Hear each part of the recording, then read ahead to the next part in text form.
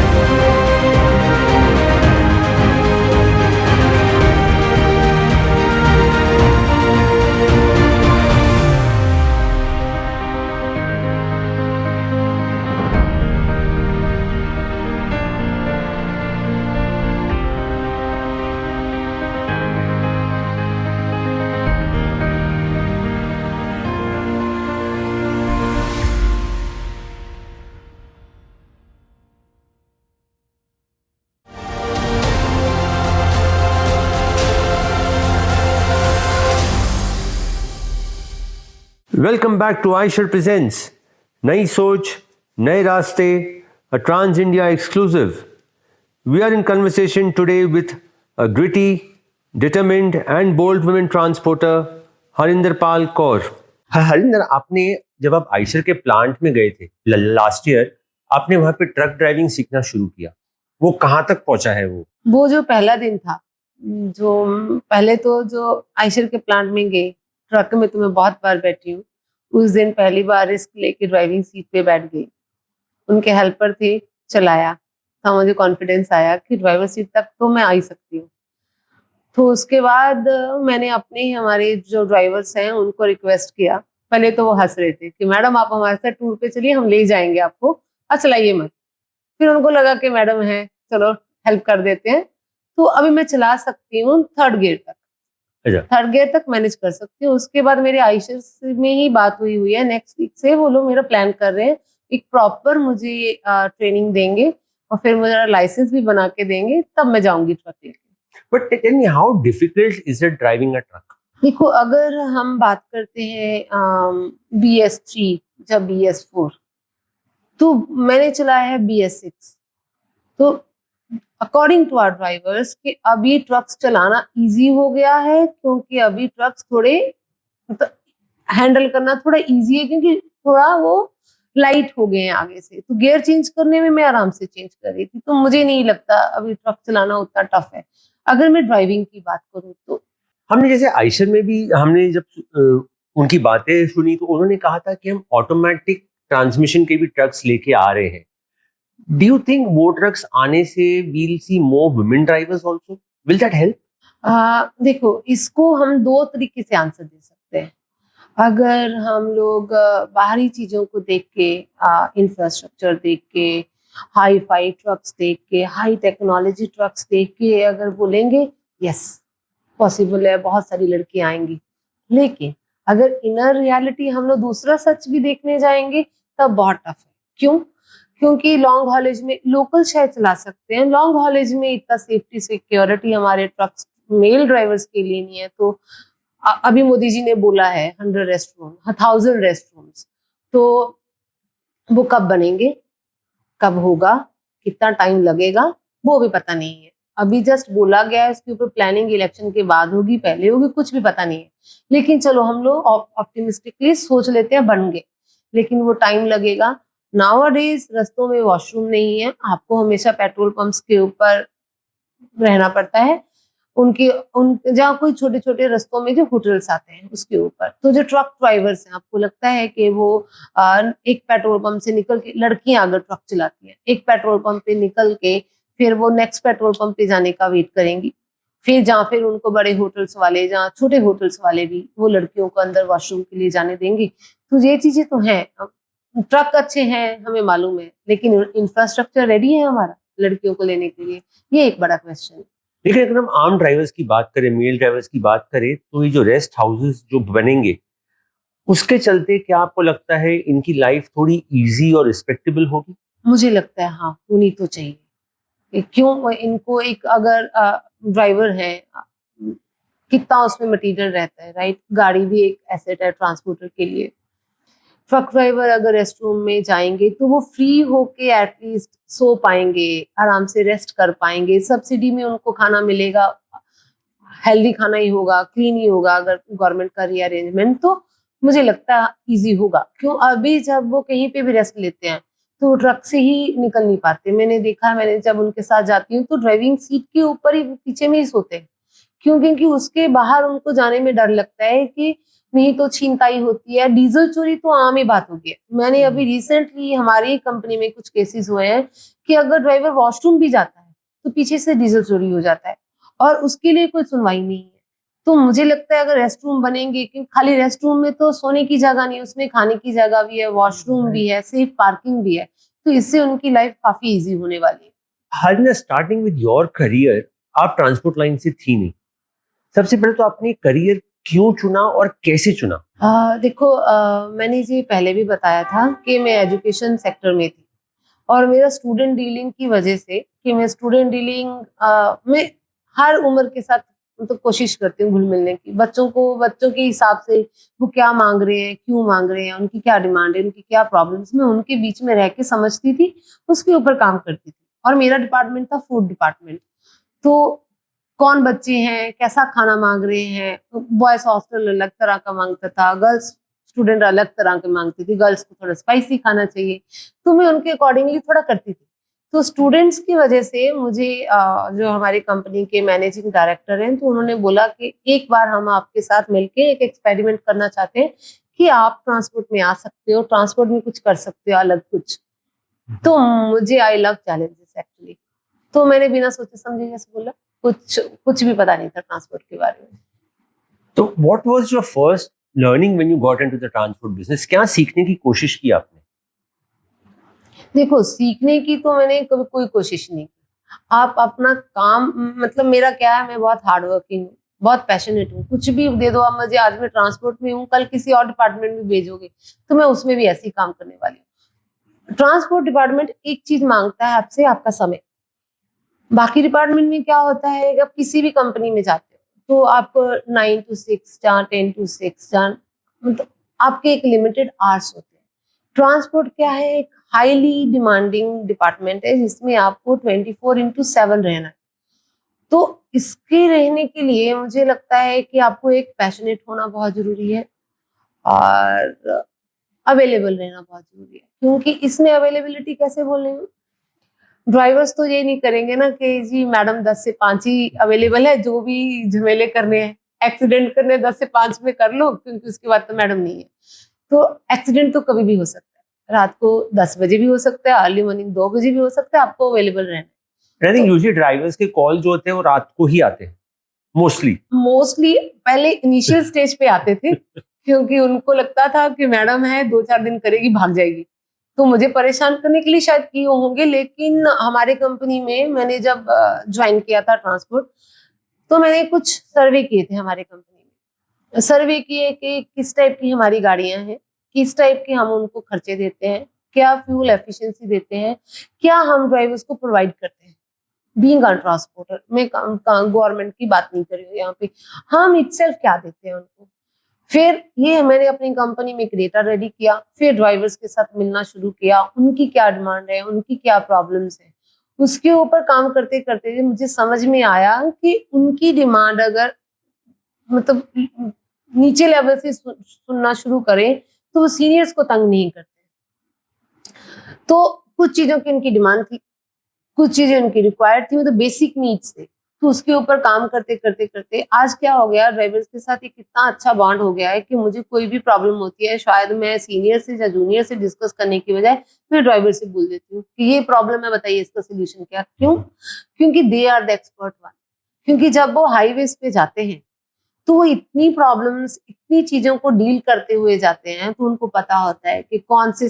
मैंने अभी रिसेंटली मेरा काम रहता है कि जब भी ड्राइवर्स हमारे कंपनी में आते हैं तो मेरा 1 घंटा उनके साथ, डेली 1 घंटा होता है उनके साथ चाय पीती हूँ। चाय पीती हूँ, चाय पे चर्चा, मैंने उसका नाम ही रख दिया है चाय पे चर्चा। तो मेरा उनके क्वेश्चन रहते हैं कि क्या, कहाँ से कहाँ तक गए थे आप, कितने दिन में आपने ट्रिप कंप्लीट किया, क्यों लेट किया, क्या रीजंस थे, हेल्थ इश्यूज थे, क्या हुआ हेल्थ को। तो हम लोग चेकअप कराते हैं क्योंकि हमारे खुद के हॉस्पिटल्स हैं।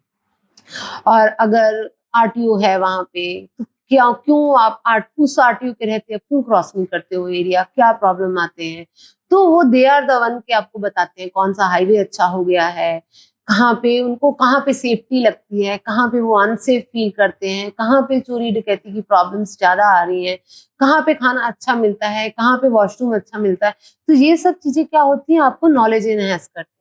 तो जो आप मुझे बोले हो कि मैंने क्या सीखा, कैसे सीखा, मेरा लर्निंग क्या था, तो मेरे लर्निंग के लिए मेरे ऑफिस के जूनियर स्टाफ थे। सीनियर्स हमेशा बिजी रहते हैं, उनके पास अगर आप काम सीखने जाओ तो वो बोलते हैं कि हाँ आप ये फाइल पढ़ के मेरे को रिपोर्ट देना। तो ये वो क्या होते हैं, किताबी। तो जो आपके जूनियर हैं वो ज्यादा इन्वॉल्व रहते हैं, जहाँ आपके ड्राइवर ज्यादा आपको इन्वॉल्व रहते हैं। तो मेरा लर्निंग का मतलब फोकस था विद ड्राइवर्स और मेरे जूनियर्स। एंड आपने ट्रक्स में ट्रिप भी किया है काफी, how did that thought come to your mind? अच्छा, वो भी एक एज अ चैलेंज ही था।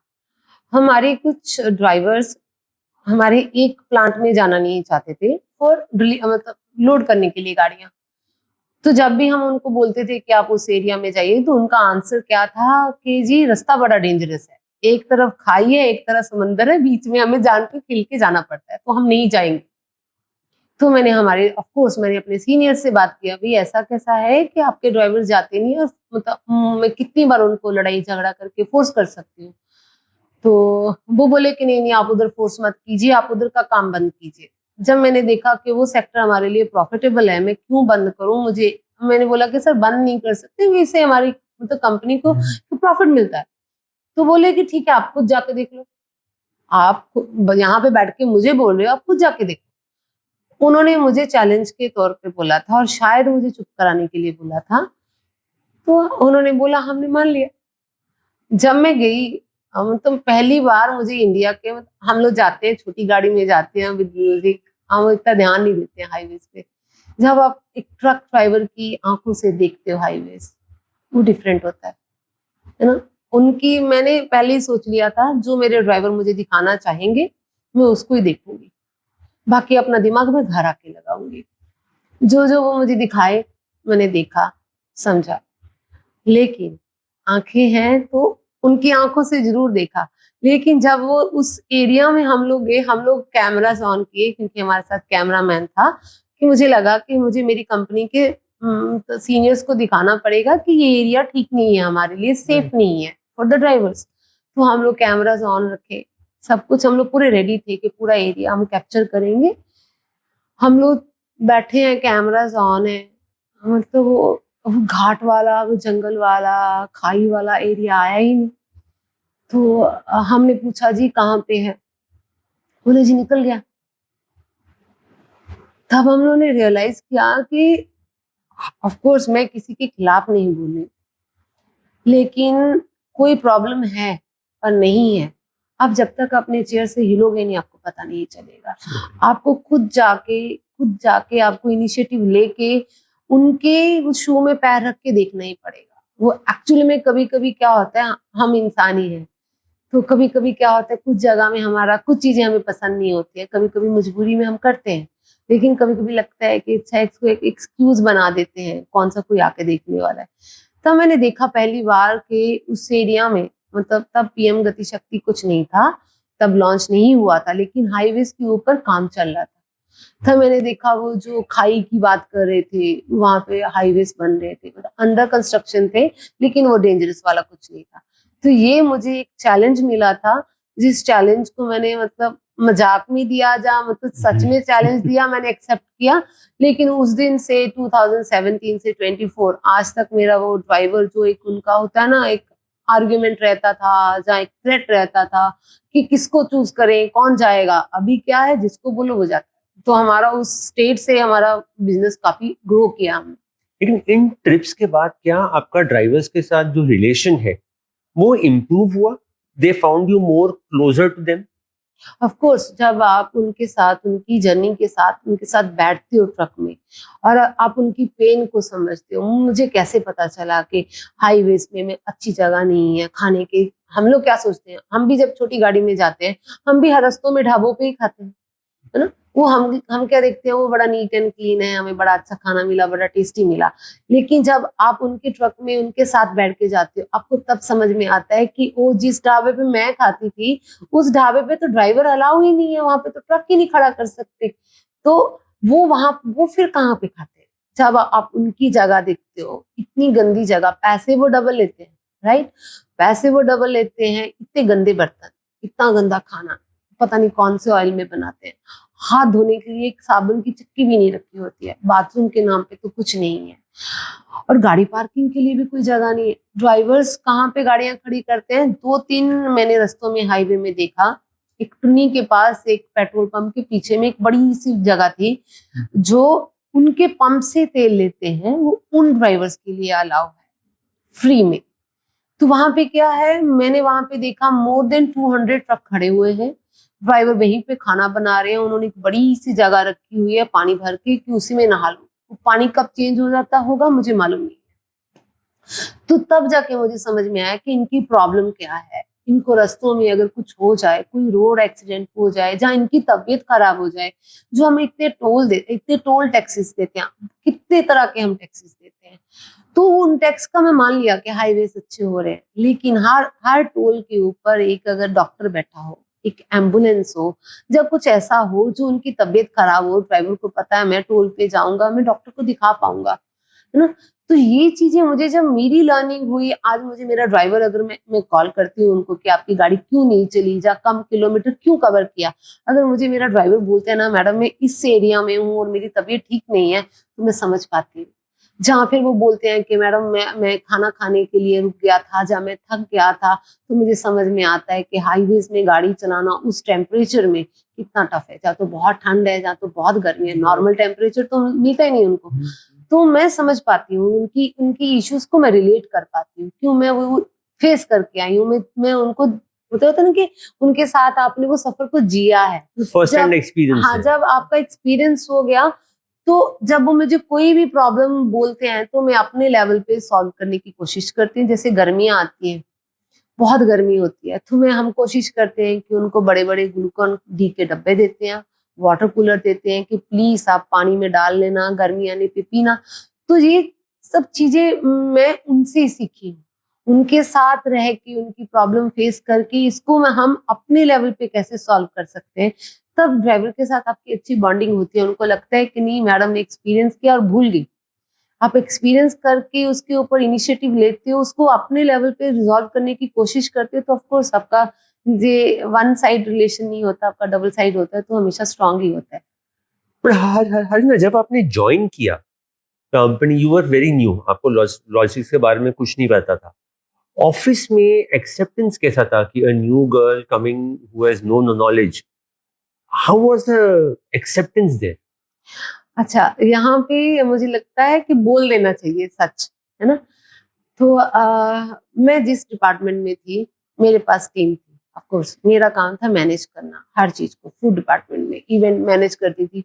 तो मुझे कंप्यूटर पे काम करना आता था, लेकिन मुझे लैपटॉप पे काम करना नहीं आता था। तो आप बिलीव करोगे गिरीश कि हम आई एम वेरी ब्लेस्ड, मैं हमारी कंपनी को तो नहीं बोलूंगी, आई एम वेरी ब्लेस्ड कि मुझे उसको लैपटॉप पे फिंगर से काम कैसे करना है, तो मेरी जो टीम है वो मेरा हाथ पकड़ के मुझे ड्रैग करना सिखाया। तो मुझे काफी अच्छा सपोर्ट मिला मेरी टीम से कि कहाँ पे क्या इशू होते हैं। अच्छा, मैं एक फनी सा इंसिडेंट आपको शेयर करती हूँ। तो मेरे कंपनी के जो मैनेजिंग डायरेक्टर हैं, तो उन्होंने बोला कि आप शुरुआत करोगे तो आप सारी कंपनीज के साथ हमारे एग्रीमेंट क्या हुए आप वो पढ़ना, तो उसके ऊपर आप रिपोर्ट बना के देना। तो जब आप अग्रीमेंट पढ़ते हो तो आपको डिले चार्जेस क्या हैं, डिले होने से क्या फाइन होगा, वो आपको समझ आ गया बेसिक कि जी हमारा इतना अग्रीमेंट है, इतनी गाड़ी पहुंचनी है, इतने दिन ये ट्रांजिट टाइम है, आपको वो समझ में आ गया। जब ये पढ़ लिए तब आपको पूरा रियलिटी पता लग गया कि हम किन किन कंपनियों के साथ काम करें, क्या टर्म्स एंड कंडीशन है, कितना हमारा वर्क के लिए बिजनेस के लिए उनके साथ अग्रीमेंट है। तो नेक्स्ट क्या था, मेरे को गाड़ियों की लिस्ट चाहिए।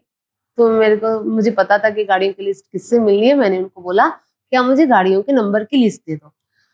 तो जब मुझे नंबर मिले तो मुझे लगा कि मेरे साथ मजाक किया है, या मुझे बच्चा समझ रहे हैं, या मुझे कुछ आता नहीं है, मेरे साथ प्रैंक कर रहे हैं।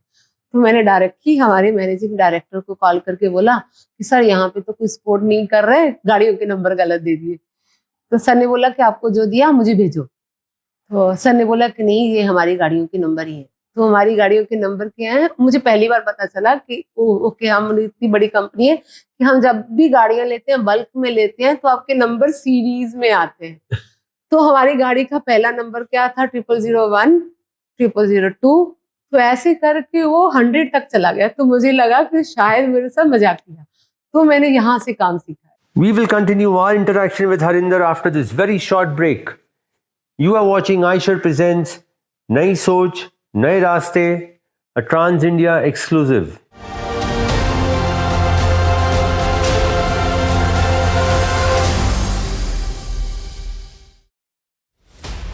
In a world that doesn't stop, to lead, be always on the move. Define goals.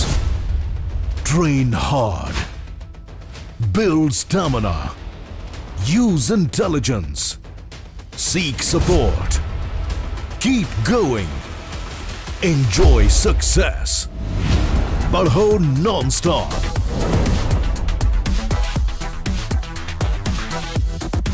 Higher power.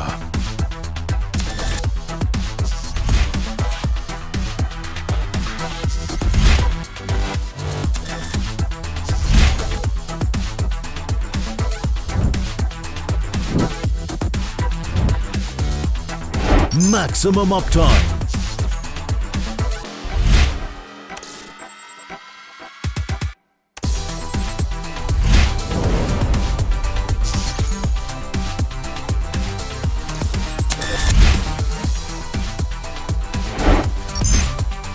My Aisha enabled 100% connected trucks.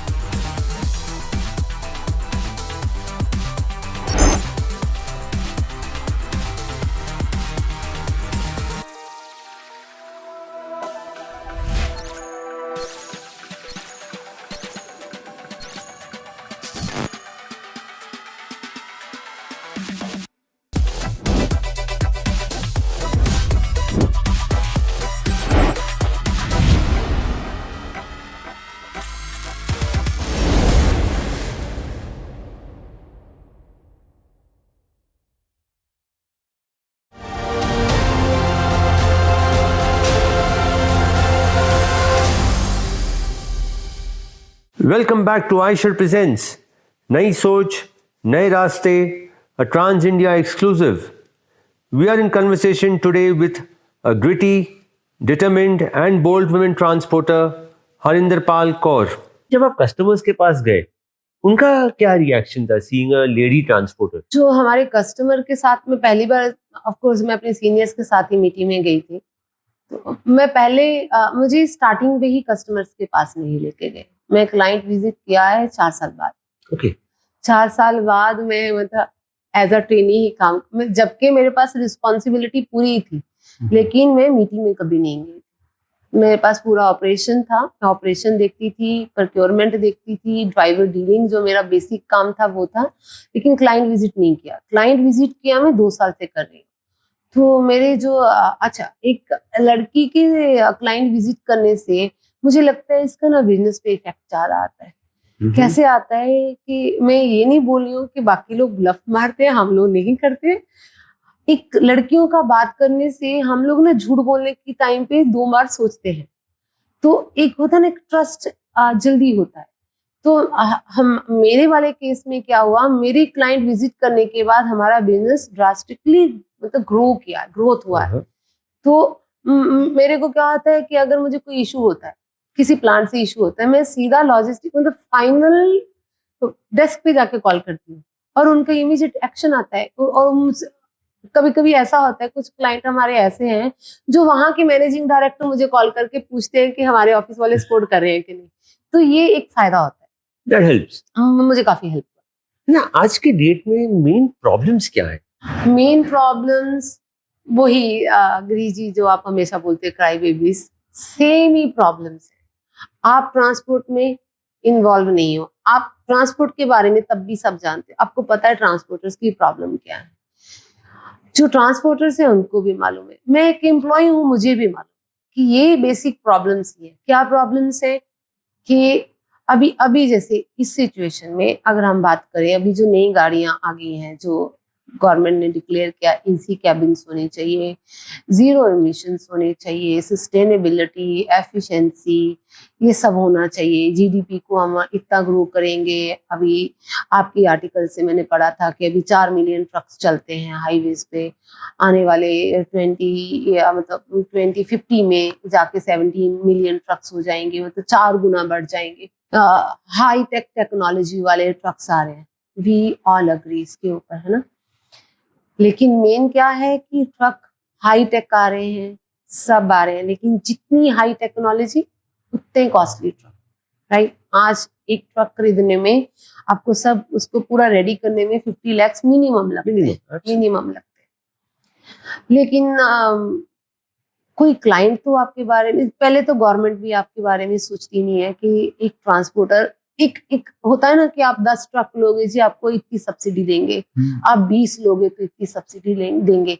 तो इससे क्या होगा, ट्रांसपोर्टर्स को आप इनिशिएटिव जहाँ एक हेल्प कर रहे हैं, जहाँ प्रमोट कर रहे हो कि आप ट्रांसपोर्ट में आइए, इन्वेस्ट कीजिए। क्योंकि हम जब 2 ट्रक लेते हैं, हम लोगों को लगता है कि नहीं 4 ले लेंगे तो हमें बिजनेस भी मिलेगा, सब्सिडी भी मिल जाएगी, हो सकता है 3.5 के पैसे में हम 4 ट्रक खरीद लें। गवर्नमेंट की तरफ से कोई सब्सिडी नहीं है। 50 लाख का आपका ट्रक, फिर आपके टायर महंगे, फ्यूल महंगा, टोल टैक्सेस दिन ब दिन बढ़ते ही जा रहे हैं। और फिर मैं वही बात करूंगी, हर स्टेट में हर जगह में आरटीओ बैठे हुए हैं। शायद गवर्नमेंट उनके साथ सेटिंग है गवर्नमेंट की कि भाई आप तो मतलब सबकी नजर में ट्रांसपोर्टर बहुत अमीर है। कैसे अमीर है, जब वो 50 लाख का ट्रक ले सकता है ना। एक ट्रक तो होता नहीं, एक सिंगल मालिक तो आज कहाँ है, रह गए, है ना।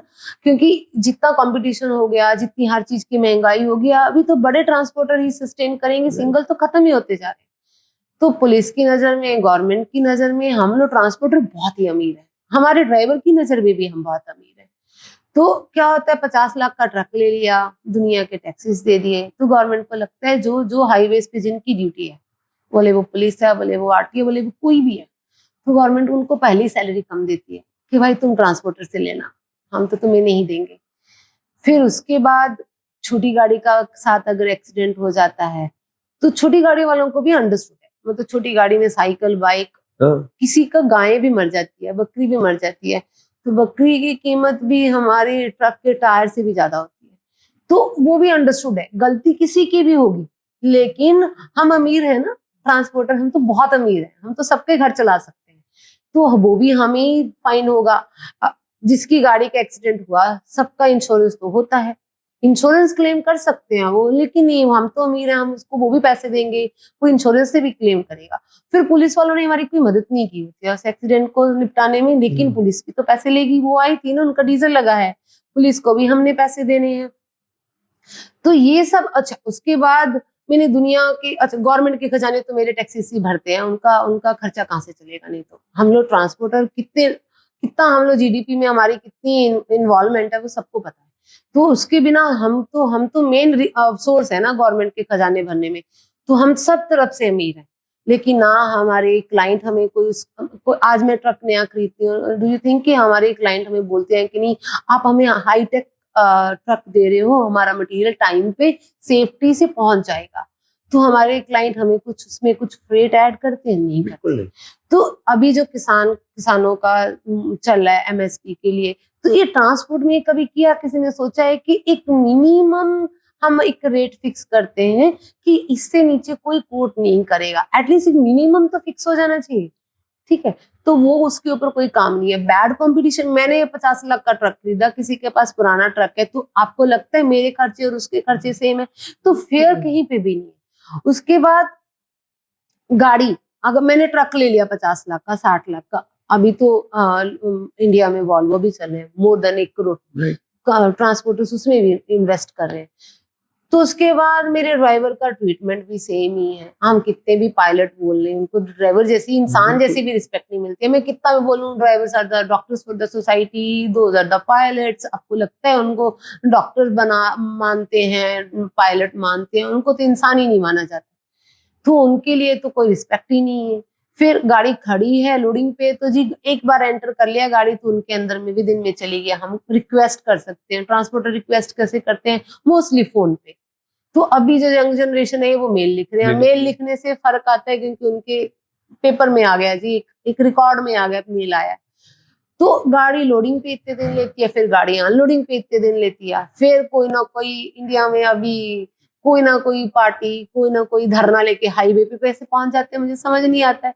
भाई धरने करने कहीं और कर लो, हाईवे की तरफ चले जाते हैं सब कोई, तो हाईवे में वो एक आधा दिन तो उसी के चक्कर में रुक जाती है। तो अगर हम लोग देखें कि 17 to 80 डेज, 20 डेज हम लोग चलो हाइपोथेटिकली पकड़ लेते हैं, 20 दिन मेरी गाड़ी चलती है, उसमें मुझे गवर्नमेंट का खजाना भरना है, पुलिस वालों का घर चलाना है, मुझे मेरे ड्राइवरों का भी घर चलाना है, उसके बाद मुझे EMI पेश करने हैं, मेरी कंपनी में एम्प्लॉइज भी हैं, मुझे उनके भी घर चलाने हैं, और मैं अपने घर पे क्या लेके जाऊंगा? मेरे को तो सैलरी मिलती है, मैं ट्रांसपोर्टर्स की बात कर रही हूँ, तो वो अपने घर में क्या लेके जाते हैं? कोई क्यों आएगा ट्रांसपोर्ट में? आज हम ट्रांसपोर्ट में बोलते हैं कि हाईवेज बन गए हैं, हाईटेक आ गया है, टेक्नोलॉजी के ट्रक आ गए हैं, मोदी जी ने भी अनाउंस किया कि वो रेस्ट एरियाज बनाएंगे, ड्राइवर्स बहुत हो गया, ठीक है। लेकिन कोई इस साइड को देख रहा है कि ट्रांसपोर्टर्स किस दिशा से, किस लाइफ से निकल रहे हैं, उनकी प्रॉब्लम्स क्या है? ट्रांसपोर्टर खुद ही अपनी प्रॉब्लम्स ठीक से नहीं बोलते। मुझे समझ ही नहीं आता है, इतने मीटिंग्स होते हैं, उनको इतने प्लेटफॉर्म मिलते हैं, हर प्लेटफॉर्म पे उनको बुलाया जाता है, राइट? तो उस प्लेटफॉर्म पे जाके वो अपनी प्रॉब्लम क्यों नहीं बोलते हैं? जब बोलते हैं दब जाती है। तो मुझे लगता है ये एक बार हमें भी खुल के बोलनी तो चाहिए। We will continue our interaction with Harinder after this very short break. You are watching iShare Presents Nai Soch, Nai Raaste, a Trans India exclusive.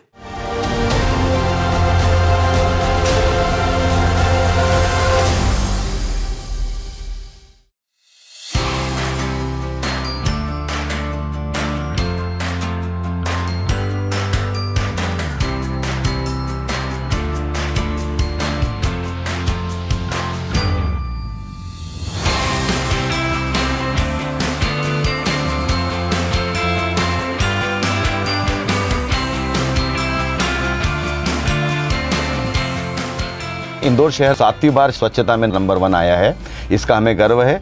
अब हम आगे बढ़ा रहे हैं शहर की हवा को शुद्ध करने के लिए, और शहर की हवा को शुद्ध करने के लिए जो आइशर ने पहल की है उस पर हमें गर्व है, क्योंकि हम 12 बसें, इलेक्ट्रिक बसें इंदौर शहर में अपने स्टाफ के लिए चला रहे हैं।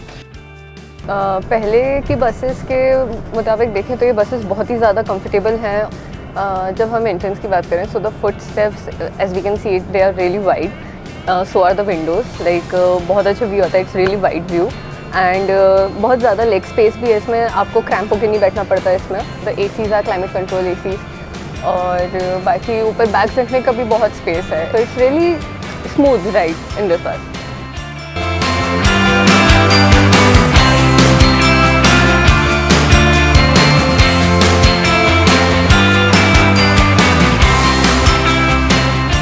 If we talk about overall traveling in this bus, so I can say that when I reach office, so I'm not that tired because of the jerks, but I'm fresh to face my boss.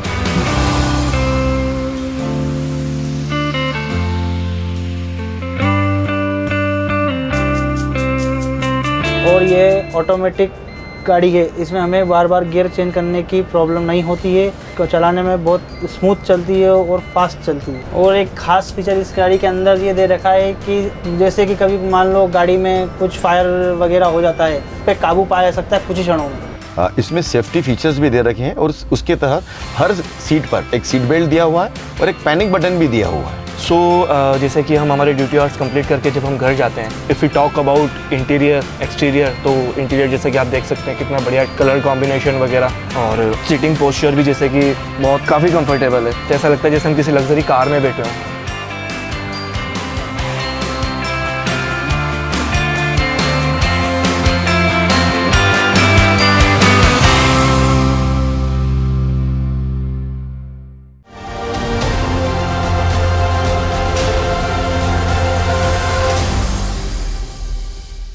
Welcome back to iShare Presents नई सोच नए रास्ते, a Trans India exclusive.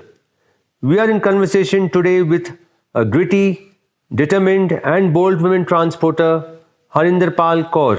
Harinder, talking about profitability की बात अगर हम करें, आप कहते कि ट्रांसपोर्टर्स इतना सब खर्चा देने के बाद भी उनके पास कुछ नहीं बचता है, लेकिन अगर हम पिछले एक साल का ही रिकॉर्ड देखें, truck sales are at their highest.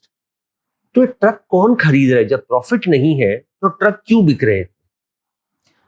हम भी इन्वेस्ट किए हैं, हम भी हर Absolutely. साल 100 के करीब ट्रक्स लेते हैं। तो प्रॉफिट कहीं ना कहीं तो end of the day profit है, चाहे देखो, चाहे कम है लेकिन प्रॉफिट है। प्रॉफिट है, लेकिन कितने हार्डशिप के बाद अगर मैं Hardship वही पैसा किसी और बिजनेस में इन्वॉल्व करूं तो शायद उसका जो मुझे रिटर्न है शायद ज्यादा मिले।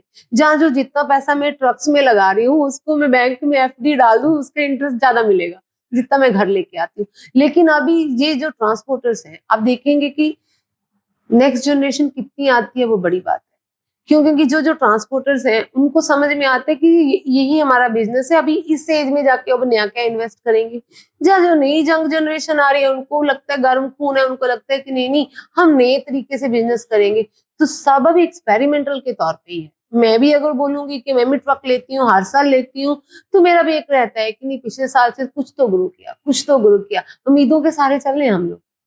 आपने हाल ही में ऑल इंडिया की मीटिंग अटेंड की थी, हाउ वाज द एक्सपीरियंस? देखिए, मैंने पहली बार किया, राइट, पहली बार मैंने एक मीटिंग पे गई। मुझे उन्होंने फेलिसिटेट किया, मुझे बोलने का मौका दिया, मैंने अपना पॉइंट रखा कि जी अगर देखिए आप लोकसभा में, राज्यसभा में बिल पास होता है 33% रिजर्वेशन फॉर द विमेन्स, तो ये सब जगह होना चाहिए। अगर लोकसभा में हो रहा है, राज्यसभा में हो रहा है, फिर हर एसोसिएशन, हर जगह में, पंचायत से, गाँव में तो आपने कंपल्सरी कर दिया, हर पंचायत में जी 33% लड़कियां होनी चाहिए, तो एसोसिएशन में क्यों नहीं, ट्रांसपोर्ट में क्यों नहीं? आप ट्रांसपोर्ट में 33% लड़कियां लाओगे कहाँ से जब है ही नहीं? देखिए, इसके पीछे Again, the question here is, why is it that women are not coming into this business? देखो, इसके पीछे भी एक रीजन है, क्योंकि ये काम ना बहुत डिमांडिंग है। कैसे है? 24/7 आपको अवेलेबल रहने ही। तो लड़कियों के लिए प्रॉब्लम कहाँ है? हमारी इंडियन सोसाइटी। अभी तो सोसाइटी काफी प्रोग्रेसिव हो गई है। पहले तो लड़कियों को भाई पहले घर से निकलने नहीं दिया जाता था, मैडम आप घर पे ही रहिए, आपका घर संभालना ही आपके लिए बड़ा काम है। अभी घर से निकलना अलाउ है, अभी सब हो गया है कि भी महंगाई बढ़ गई है, एक कमाएगा दो कमाएंगे, आराम से रहेंगे काइंड ऑफ। तो लड़कियों को परमिशन तो मिल गया, लेकिन वो हमारी सोसाइटी हमारे अंदर में वो कर देती है ना इंस्टॉल कर देते हैं कि 10 to 6 और 10 to 5 नहीं तो 10 to 3 वाली जॉब आप करिए। तो लेकिन इसमें लड़कियों को अगर आना है तो उनको वो माइंडसेट रखना पड़ेगा कि भाई मेरे को रात को 2 बजे भी कॉल आएगा। अगर आप वो बैरियर क्रॉस कर सकते हो, अगर आप वो चीज मैनेज कर सकते हो तो लड़कियां आ सकती है ना, उनको किसी ने रोका नहीं। हर एसोसिएशन, हर प्लेटफॉर्म, इवन आप भी गरीशी, कोई एक लड़की दिखती है आप उसको प्रमोट करते हो। ऐसा नहीं है कि कोई एसोसिएशन बोलती है कि लड़की ना आए, सब वेलकम करते हैं।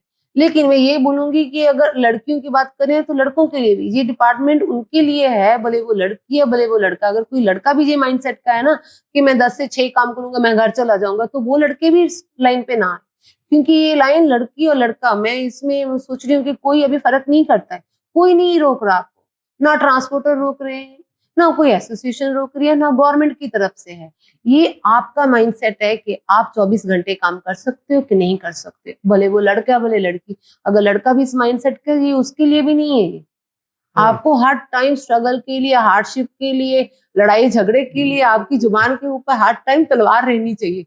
आप हर जगह, आप रात को अगर 2 बजे एक्सीडेंट का कॉल आता है तो अगर आप वो लड़की बन के बात करते हो, देखिए ना सर, आपको लगता है पुलिस वाला जहाँ वो जिसके साथ एक्सीडेंट हुआ वो सेकंड थर्ड पार्टी वो आपकी बात सुनेगी? जिसकी गाड़ी का नुकसान हुआ वो सुनेगा? लड़की सुन के तो वो और हावी होते हैं कि लड़के हम तो दबा लेंगे क्योंकि हम तो दबी हुई थी, है ना। तो मैं भूल जाती हूँ उस टाइम भी मैं लड़की हूँ, मैं शुरू हो जाती हूँ लड़कों के जैसे। मुझे कभी कभी याद कराना पड़ता है कि हरिंदर तू लड़की है, लड़का नहीं है। क्यों? क्योंकि आप उस सिचुएशन को आपको डील करना है।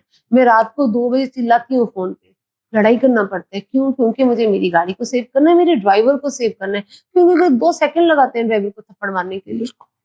तो अगर लड़कियों को किसी ने नहीं रोका, अगर आप ये मैनेज कर सकते, जैसे मैं तो हमेशा कहीं पे भी बुला लो मैं रेडी रहती हूँ, तो जैसे मैं मैनेज की हूँ तो अगर कोई भी लड़की आ सकती है, किसी ने रोका नहीं है। आपके फ्यूचर प्लान्स क्या है यहाँ से? Where do you want to grow? देखिए मेरा दिमाग हमेशा प्रॉफिटेबिलिटी में रहता है।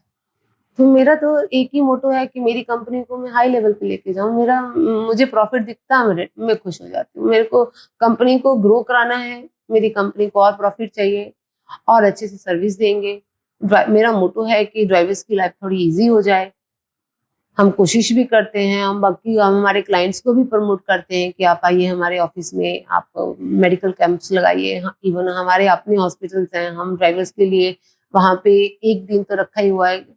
पर 1 दिन बोलने की बात है, ड्राइवर जब भी आते हैं हम लोग ऑफिस से लिख के देते हैं, वो हमारे हॉस्पिटल्स में जाते हैं।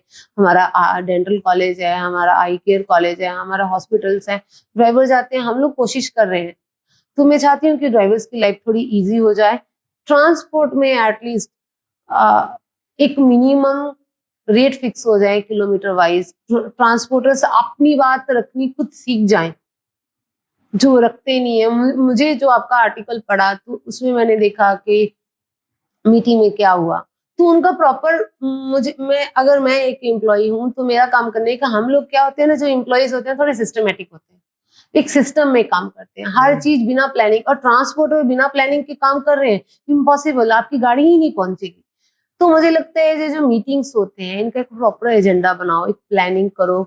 2 दिन की तो मीटिंग्स रखो, 1 दिन में आप हर चीज कर लोगे, पॉसिबल नहीं है। तो मुझे उस मीटिंग पे जाके कुछ खास समझ नहीं आया, क्योंकि वहां पे मीटिंग्स में ये डिक्लेयर नहीं किया गया। हम जो ट्रांसपोर्टर्स जो अलग अलग स्टेट से आए थे, अलग अलग सिटीज से आए थे, तो हम लोग जो सीनियर्स हैं, जिनको मीडिया जानता है, जिनको गवर्नमेंट भी पहचानती है, जो नॉन फेस है ट्रांसपोर्ट में, उनके लिए इजी है। लेकिन जो बाकी नॉर्मल हमारे जैसे ट्रांसपोर्टर हैं, जिनकी कोई गवर्नमेंट तक सीधी सुनवाई नहीं है, तो हम लोग अगर मेंबरशिप फीस देते हैं तो हमें एटलीस्ट कुछ तो नंबर मिले कि भी टोल फ्री नंबर है, आपको प्रॉब्लम होने से आप यहाँ पे कॉल कीजिए।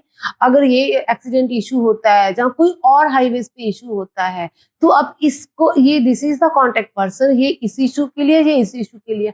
कोई ऐसा मुझे कोई नंबर नहीं दिख रहे। मैं 2-4 लोगों को पहचानती हूँ, टाइम एंड अगेन मैं उनके पास ही कॉल करती हूँ। वो 2-3 बार मेरी हेल्प कर दी है। आपको लगता है वो फ्यूचर में करेंगे? हो सकता है आने वाले दिनों में फोन ही ना उठाए कि हरिंदर तो फोन करते हैं प्रॉब्लम बोलने के लिए। तो लेकिन जब आप वो सिस्टम में मिसिंग है, सिस्टम नहीं, तो मुझे लगता है वो होना चाहिए। And finally, आयशर के प्लांट विजिट पे जब आप गए, you met so many women transporters also. क्या सीखने को मिला उनसे?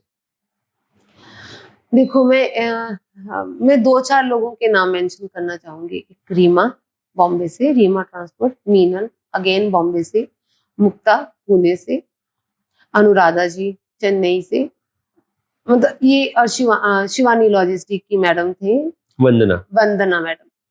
तो मैंने इनको देखा, of course Varkha.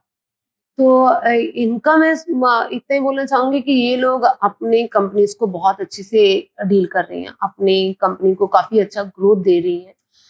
They are very very, मतलब होता है ना कि स्ट्रॉन्ग विमेंस, अपना पॉइंट कहीं पे भी रखने से डरती नहीं है। कहीं पे भी कोई भी प्लेटफॉर्म पे वो जेन्युइनली आपको बोलेंगी, कोई हाइड एंड सीक नहीं। अगर कोई प्रॉब्लम है, पॉलिटिकल करेक्ट होने की हमें कोई जरूरत नहीं है। बाकी होते होंगे मुझे पता नहीं, लेकिन हम लोग लड़कियां पॉलिटिकली करेक्ट होने की कोशिश नहीं करती हैं। जो है हम सीधा बोलते हैं। तो मैंने उनसे देखा कि पहले मुझे लगता था कि मुझे मेरी जुबान पे ना, जैसे मैं गाड़ियों पे फिल्टर लगाती हूँ, मुझे मेरी जुबान पे थोड़े फिल्टर लगाने पड़ेंगे, क्योंकि मैं बहुत स्ट्रेट फॉरवर्ड बोलती हूँ कि जी यहाँ पे आरटीओ तंग करता है, यहाँ पे डंडा टैक्स है, यहाँ पे ये है, वहाँ पे वो है।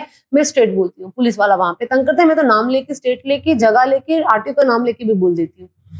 तो मुझे पहले लगा था कि मुझे फिल्टर लगाने पड़ेंगे, क्योंकि ऐसे तो मेरे को प्रॉब्लम हो जाएगी। लेकिन इन लड़कियों को मिलने के बाद मुझे लगा कि नहीं, जितना बोल सकती हो उतना बोलो। कभी कभी तो मौका मिलता है, आपको कोई मुश्किल से तो प्लेटफॉर्म देता है। हमें तो बाकियों के जैसे, लड़कों के जैसे बड़े बड़े प्लेटफॉर्म नहीं मिलते। हमें तो कोई चैनल वाले नहीं बुलाते। एक आप ही हमें बुलाते हो गिरीश जी। हम लोग लड़कियों के लिए बोलने की जगह सिर्फ आपका चैनल है। हमें और कोई प्लेटफॉर्म नहीं मिला है। मिलेगा कि नहीं मिलेगा वो भी पता नहीं है। तो जब आपका एक प्लेटफॉर्म मिला, हम लोग कोशिश करते हैं सारी लड़कियां भरपूर से भरपूर इसका फायदा उठाया जाए।